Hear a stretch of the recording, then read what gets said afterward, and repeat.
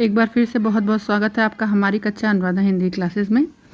UGC net Hindi 27 अगस्त हल प्रश्न पत्र द्वितीय पाली का यह प्रश्न पत्र है, जिसमें मैंने लगभग आपको 90 प्रश्न स्मृति पर आधारित करवाने की बात कही थी और इसका पार्ट 1 हम देख चुके हैं। उसमें लगभग हमने 40-45 प्रश्न देख लिया था। आगे के पार्ट को आज हम देखेंगे, तो चलिए प्रारंभ करते हैं। वक्रोक्ति सिद्धांत के भेद तक हो चुका था। आगे बढ़ते हैं। यूनिट 9 से आपका निबंध से प्रश्न आया था, प्रकाशन वर्ष पूछा गया था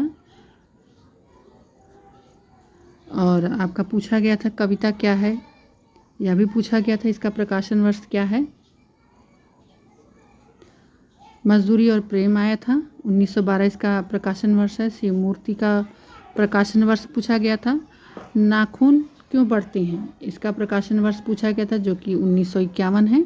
और शिव मूर्ति का 1933।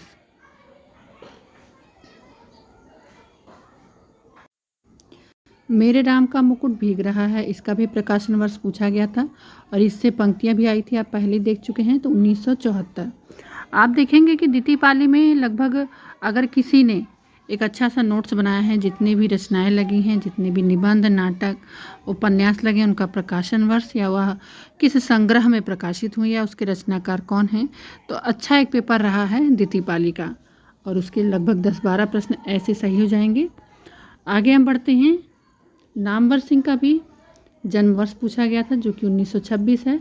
कुबेर नाथ राय का 1935। इस प्रकार से यहाँ पर इन रचनाकारों के जन्म वर्ष को पूछा गया था। अन्य को भी हम देख लेते हैं। भारतेंदु का जन्म वर्ष 1850 है। प्रताप नारायण मिश्र का 1856। बाल मुकुंद गुप्त का 1865 है। अध्यापक पूर्ण सिंह का 1881 है जन्म वर्ष। रामचंद्र शुक्ल का 1884 है। हजारी प्रसाद द्विवेदी का 1907 है। क्रम लगाने के लिए आया था, ऐसा उन्होंने बताया है स्मृति पर आधारित, तो क्रम आप यहाँ से आराम से देख सकते हैं। विद्यानिवास मिश्र का 1926 है और विवेकी राय का 1924। इस प्रकार से महत्वपूर्ण रचनाकार के जन्म वर्ष पूछा था। आपके यूजीसी नेट में जितने भी रचनाकार लगे हैं, आपके पास उनका एक नोट्स होना चाहिए, चाहे वो नाटक हो, निबंध, उपन्यास, कहानी या जीवनी, आत्मकथा, जितने भी रचनाकार उनका जन्म वर्ष आप अलग अलग नोट्स बनाइए यूनिट वाइज। उसको पढ़ने का सबसे अच्छे तरीका यही है। मैंने जब नेट की तैयारी की थी तो मैंने हर यूनिट के लिए एक अलग कॉपी रखी थी। हर जो भी मुझे मिलता था नया, उसमें मैं ऐड कर लेती थी कथन को, और पहले दूसरे ही पेज पे मैंने रचनाकारों का जन्म, फिर उसके बाद रचना और रचना किस संग्रह में संकलित है, ये सब पूरा क्लियर लिख लिया था, ताकि मुझे और जगह से पेपर आने के बाद और जगह मुझे खोजबीन न करना पड़ा। एक यूनिट पढ़ने के लिए मैं एक कॉपी उठाऊं और अच्छे से उसको क्लियर कर लूं। बार बार रिवीजन करना बहुत ज़रूरी है। यही एक अच्छा तरीका है, आपके नोट से ही आपको सफलता दिलाएंगे। बाकी हमारी मेहनत यूट्यूब से, आप गूगल से, अपने, और सबसे बड़ी चीज़ प्रमाणिक किताबें, जितने भी रचनाकारों की किताबें हैं, रामचंद्र शुक्ल हैं, रामचंद्र तिवारी हैं, बहुत बेहतरीन उनकी पुस्तक है। हिंदी साहित्य का गद्य इतिहास, वो ज़रूर आपके पास होनी चाहिए, बहुत ही महत्वपूर्ण पुस्तक है। और पुनीत कुमार राय हैं, इनकी पुस्तक है। ये सब अच्छी पुस्तकें हैं, आपके पास होनी ही चाहिए। और धीरे धीरे आप कोशिश करिएगा कि एक एक उपन्यास, जैसे गोदान उपन्यास हो गया आपका, तमस हो गया, मैला आंचल हो गया, ये सब उपन्यास से प्रति वर्ष प्रश्न बनते हैं, तो एक एक करके आप जरूर इन्हें खरीद लें और अपने पास रखें। जो रचनाएं बार बार पूछी जाती हैं उनको आप मूल किताबें ज़रूर ले लीजिए, पढ़ने में भी अच्छा रहेगा और एक ऑथेंटिक जानकारी आपको मिलती रहेगी। अब आप देखेंगे यूनिट 10 से पूछा गया था मेरी तिब्बत यात्रा, प्रकाशन वर्ष पूछा गया था 1937। प्रेमचंद घर में है जो, उनका प्रकाशन वर्ष 1944 है, यह आया था पेपर में। क्रम लगाने को आया था। माटी की मूर्तें 1946 है, यह पूछा गया था। इसका देखिए कि माटी की मूर्तें क्या है, तो संस्मरण है, आपको प्रमाणिक किताबों में भी मिल जाएगा, संस्मरण है यह। और अगर रेखाचित्र नहीं आया तो आप इसको संस्मरण पे निशान लगा सकते हैं। इसका प्रकाशन वर्ष 1946 है। आगे हम बढ़ते हैं। अरे यायावर रहेगा याद, इसका प्रकाशन वर्ष 1953 है। संस्कृति के 4 अध्याय 1956, क्या भूलू क्या याद करूँ 1969। आवारा मसीहा 1974, एक कहानी यह भी 2007।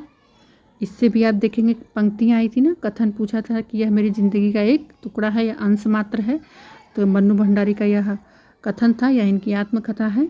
मुर्दहिया 2 भागों में डिवाइड है। 2010 में इसका प्रकाशन वर्ष है और आप हुदरी 2015 में। तो ये सब बहुत रचनाएं अच्छी हैं, काफ़ी अच्छी हैं, इन्हें आप लेकर ज़रूर पढ़िए।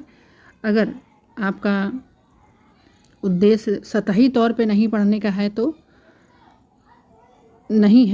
आप मूल किताबें लेके एकदम डीपली पढ़िए, क्योंकि देख रहे हैं आप ना किस प्रकार से कोसी के घटवार में वस्तुओं और उनकी ध्वनियों को मिलाने को दे दिया। तो कुछ भी एनटीए छोड़ नहीं रहा है, अच्छे से प्रश्न कर रहा है।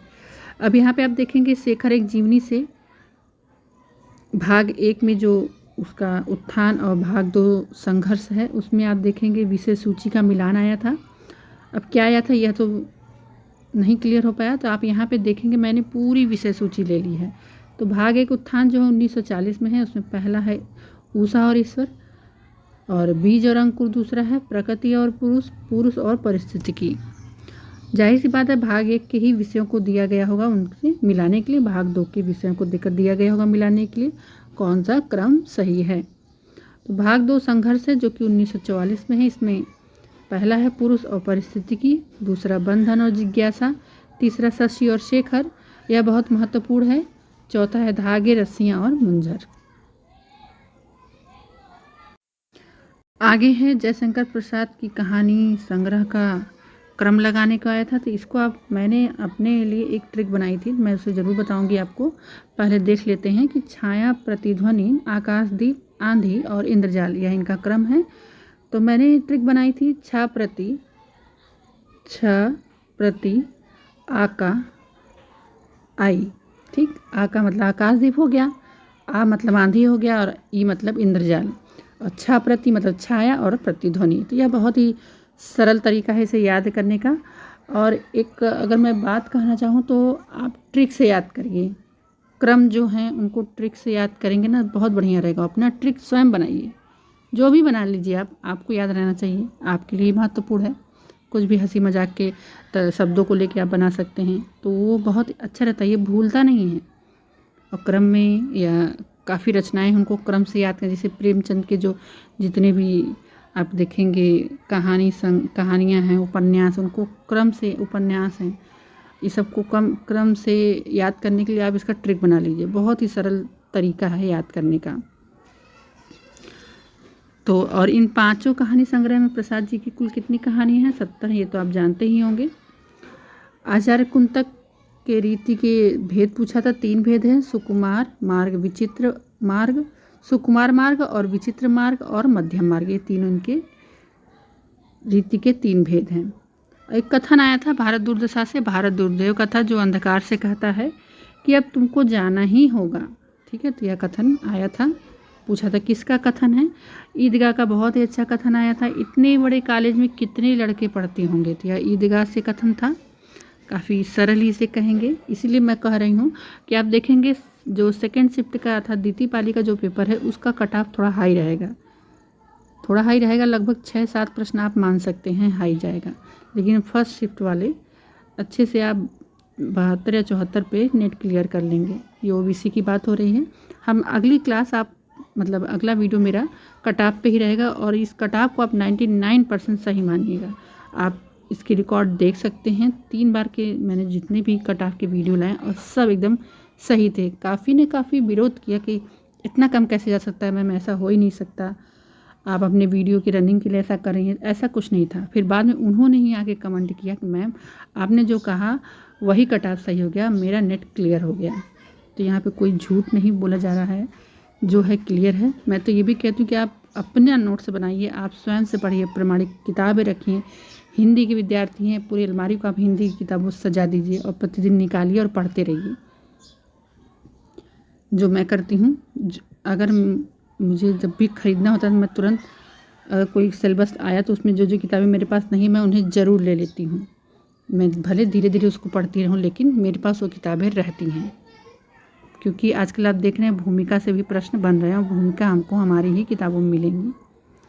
तो चलिए बढ़ते हैं आगे।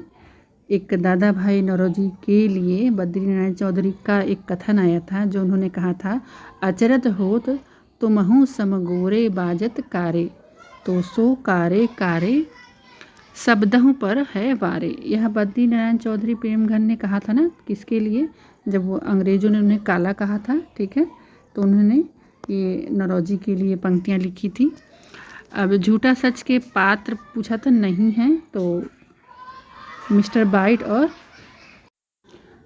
बाइट और चुन्नीलाल दिया था, तो यह झूठा सच के पात्र नहीं है, ठीक है। तो यही 2 पता चल पाया था, अन्य नहीं पता चल पाया है। तो लगभग 3 रहे होंगे या 3 रहे होंगे, 3 नहीं रहेंगे, एक कोई रहा होगा। मम्मट की विश्वनाथ के जगन्नाथ की पंक्तियाँ थी, तो यह विश्व प्रसिद्ध पंक्तियाँ हैं। रमणीयार्थ जगन्नाथ जी का है, वाक्याम रसात्मक विश्वनाथ जी का है, तद 200 वाला जो है वह मम्मट का है, तद 200। तो ये पंक्तियाँ बहुत ही मतलब एक तरह से इजी ही था ये पेपर। मैं पूरे प्रश्न की बात नहीं कर रही हूँ, लगभग आप देखेंगे तो 40-40 प्रश्न इजी ही कहेंगे, बाकी तो नेट का लेवल आप जानते ही हैं। इकाई 8 से प्रश्न बना था। सिंदूर की होली का प्रकाशन वर्ष पूछा गया था 1934। और आप देखेंगे यहाँ पे मैंने सभी रचनाकारों को और इकाई आप देखेंगे 8 के नाटकों को संपूर्णतः ले लिया है। और मन्नू भंडारी का महाभोज का प्रकाशन वर्ष पूछा गया था 1982। भारत दुर्दशा का पूछा गया था 1880। अंधेर नगरी का, ये अंधेर नगरी तक आया था, ठीक है, 1881 तक।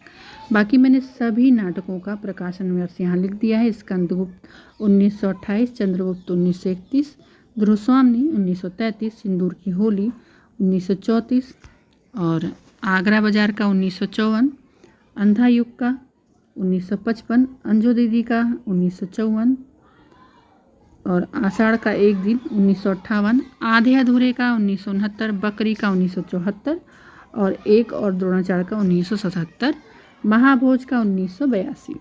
आप हमारे कम्युनिटी पोस्ट से ज़रूर जुड़ें, रोज़ वोटिंग वहाँ होती है, अच्छी खासी वोटिंग लोग करते हैं, क्योंकि मैंने एक प्रतिदिन, चाहे वीडियो प्रतिदिन आए ना आए, प्रतिदिन एक प्रश्न जरूर पोस्ट करती हूँ पूरी व्याख्या के साथ, तो एक अच्छी खासी आपकी तैयारी होगी।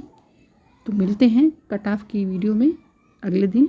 बहुत बहुत धन्यवाद। हमारे चैनल पे आप नए हैं तो ज़रूर सब्सक्राइब कीजिएगा, अपने विचारों को कमेंट के माध्यम से प्रस्तुत करिएगा।